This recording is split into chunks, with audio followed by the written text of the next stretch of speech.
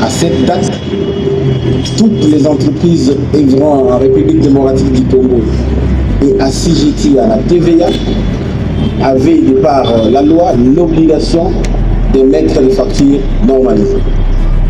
Le gouvernement était en droit d'appliquer les mesures prévues dans la loi en imposant des sanctions aux entreprises qui ne se conformaient pas à la loi.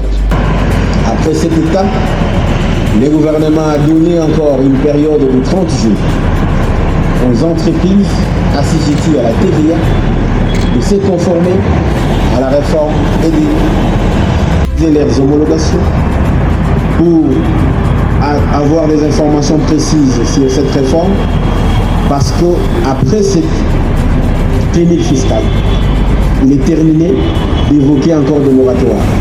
La Direction générale des impôts a été instruite de procéder immédiatement à des sanctions ciblées pour des entreprises dont nous avons des informations précises sur les pratiques de fraude à la TVA, parce que nous avons les données des écarts de ces entreprises.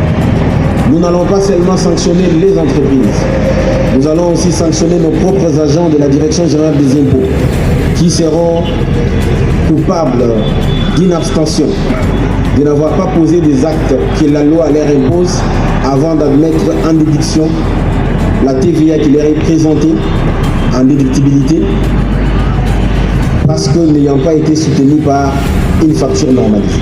Félix Antoine Tshisekedi Tshilombo est un champion du doing business et du climat des affaires.